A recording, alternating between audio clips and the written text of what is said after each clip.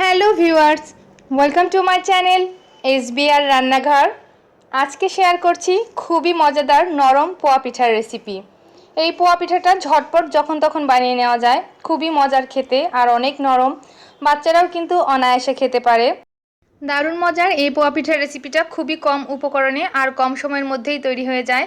ঝটপট আপনারা যে কোনো সময় বিকেলের নাস্তা হিসেবে এটা তৈরি করে নিতে পারেন। মজাদার পোয়া পিঠার রেসিপিটি যদি ভালো লাগে অবশ্যই লাইক, কমেন্ট এবং শেয়ার করবেন। আর অবশ্যই আমার চ্যানেলটিকে সাবস্ক্রাইব করে পাশে থাকা বেল আইকনটি ক্লিক করে দিবেন। রান্নাটি এখন করে নিব, চলুন দেখে নিচ্ছি। পিঠার ব্যাটারটি তৈরি করার জন্য এখানে 1.5 কাপ পরিমাণ চিনি আমি সামান্য একটু জল দিয়ে 5 মিনিট আগে ভিজিয়ে রেখেছিলাম। এখন হাত দিয়ে আরও একটু নেড়েচেড়ে গলিয়ে নিচ্ছি।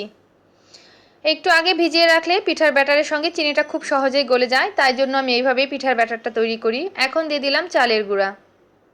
মিষ্টিটা আমি একটু তেল পোয়াতে বেশি ব্যবহার করি, এই জন্য আমি আমার প্রয়োজন মতো চিনি দিয়েছি, আপনারা আপনাদের স্বাদ মতো দিয়ে দিবেন। চালের গুঁড়া দিয়ে দেওয়ার পর এখানে দিয়ে দিলাম সুজি সামান্য পরিমাণ আর দিয়ে দিলাম আটা। চালের গুঁড়াটা আমি যতটুকু পরিমাণ ব্যবহার করেছি তার থেকে 4 ভাগের 1 ভাগ পরিমাণ আটা আর সুজি আমি দিয়ে দিয়েছি। এখন এগুলোকে ভালো করে মিশিয়ে নিব।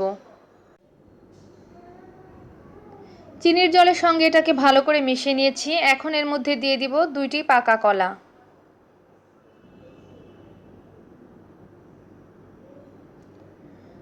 দুইটা পাকা কলা এখন আমি নিয়ে নিয়েছি, খুব ভালো করে চটকে এই ব্যাটারের সঙ্গে মিশিয়ে দিব। কলাটা না দিলেও কিন্তু ফুলকো আর নরমই হবে, কিন্তু কলাটা দিলে আরও একটু বেশিই সফট হয় আর খেতে একটু বেশি টেস্ট হয়, তাই আমি ব্যবহার করছি।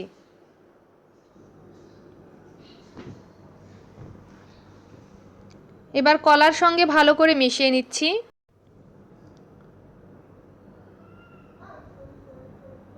মিশিয়ে নেওয়া হয়ে গিয়েছে। এখন দিয়ে দিব সামান্য করে জল, কারণ এখন কিন্তু এই ব্যাটারটা একটু বেশি আঠালো আছে, তাই এখন সামান্য পরিমাণ জল অল্প অল্প করে অ্যাড করছি।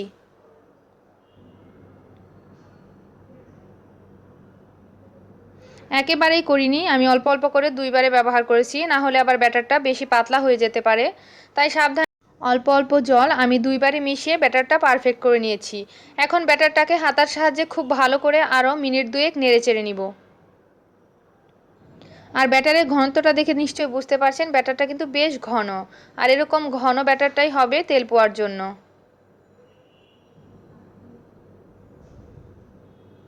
ব্যাটারটা আমি নেড়ে চেড়ে নিয়েছি আর ব্যাটারের ঘনত্বটা এরকমই হবে। এখন আমি এটা ভাজতে চলে যাব।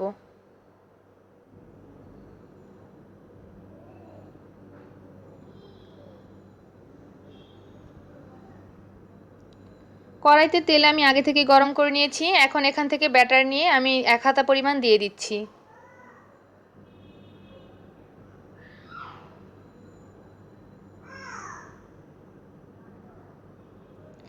প্রথম পিঠাটা মোটামুটি ভালোই ফুলেছে, খুব বেশি ফোলেনি। যে কোনো পিঠাই কিন্তু প্রথমটা কিন্তু খুব বেশি ভালো হয় না, মোটামুটি হয়।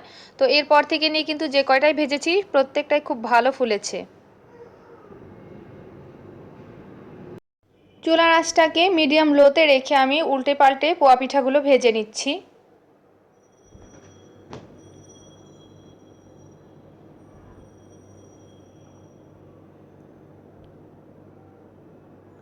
পিঠাটা চারদিক দিয়ে খুব ভালো কালার এসে গিয়েছে। এখন আমি এটা নামিয়ে নিচ্ছি।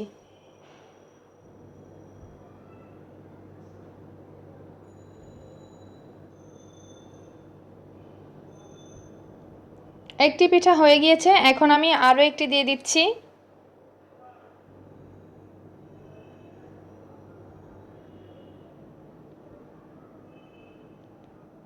প্রথম পিঠাটার থেকে কিন্তু দ্বিতীয় পিঠাটা আরও একটু ফুলকো হয়েছে।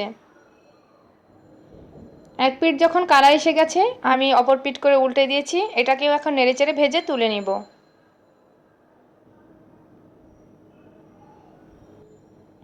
পরপর 3টি পিঠা আমি ভেজে দেখিয়ে দিয়েছি। তো দ্বিতীয় পিঠাটি এখন তুলে নিচ্ছি।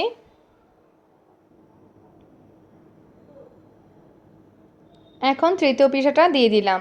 এইভাবে বাকি সবগুলো পিঠা আমি ভেজে নিয়েছি। প্রত্যেকটা পিঠাই কিন্তু খুবই সুন্দর হয়েছে, আর খেতে তো এটার টেস্ট জুড়িয়ে মেলা ভার। মজাদার এই পিঠা রেসিপি যদি আপনাদের কাছেও ভালো লেগে থাকে, আপনারাও ঘরে তৈরি করে খান, আর সকলেই ঘরে তৈরি খাবার খান, সুস্থ থাকুন। ভিডিওটি দেখার জন্য সকলকেই অসংখ্য ধন্যবাদ।